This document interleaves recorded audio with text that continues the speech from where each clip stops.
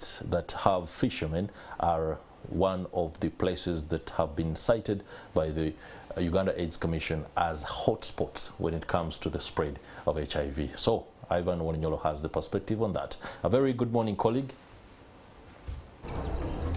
Well, indeed, it's a very good morning, Idris, and I'm coming to you from Kasenyi landing site here in Katavi Town Council, Wakiso District. This beautiful morning, of course, very early, people are out to do their daily works. But of course, we know today is World AIDS Day. Over 1.6 million people in the country out of the total population live with HIV. And these people, of course, still need the care and support and communities within. But of course, we know very well that landing sites are synonymous with HIV, given the fact that it's where most of the commercial sex takes place and the rest of other things that may spread HIV. But on such a day we commemorate, but we also still continue to remind people how HIV is dangerous and how we should all work together to make sure that we end the spread of HIV, especially in young people and the rest of other age categories within. But yes, of course, on such a day there are always programs for people who wish that HIV spread should end, and just like government puts a target that by 2030 HIV shall have reduced. But of course we just want to understand how some of the organizations that really support communities, such landing sites, to combat the spread of HIV are doing. I know, of course, along there is going to be screening, testing people for HIV, among other services, and sensitization messages. But I just want to speak to the programs and communications coordinator for Family Medical Point, that is Pauline Inawire, to just tell us what really is going to happen in Kasenyi on such a day. And good morning, Pauline, and welcome with me on Morning at 10 TV.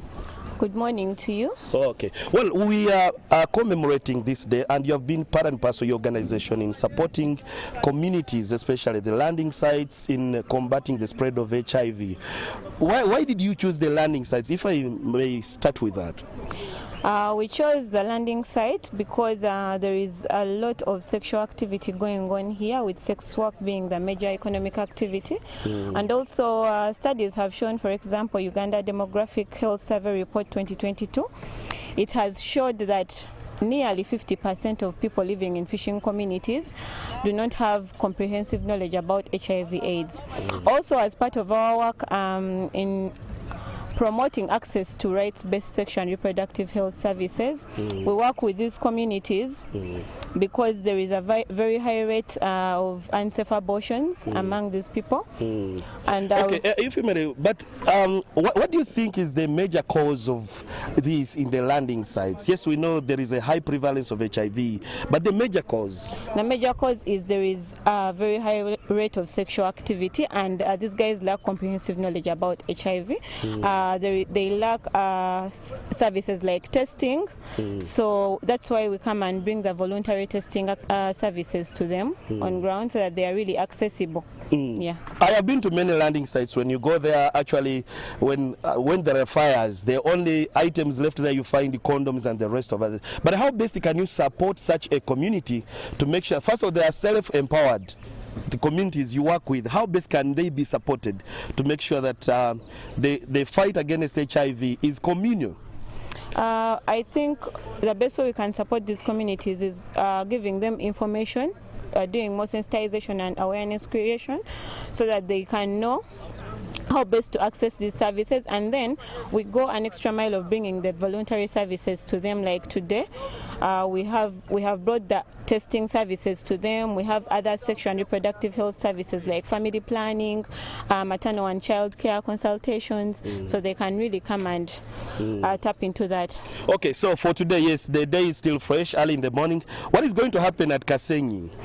We have a community outreach.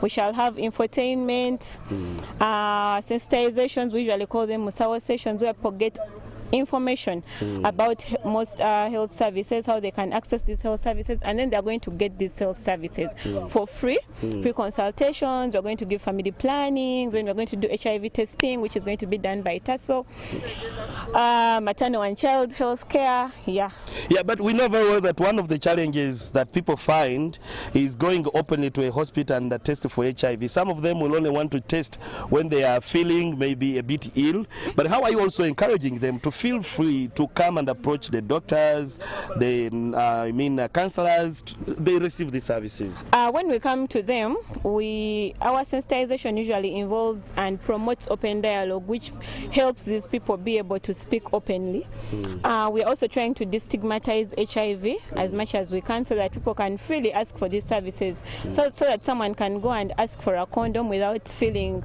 that stigma, so that someone can go and seek for treatment without being stigmatized by health workers and by the society they are in. So it's all about our sensitization and awareness creation. Yeah, in your target and your campaign, which is the major age group that you're targeting? Is it the youth? Is it the elderly that you think may be so active with the spread of this HIV at such landing sites?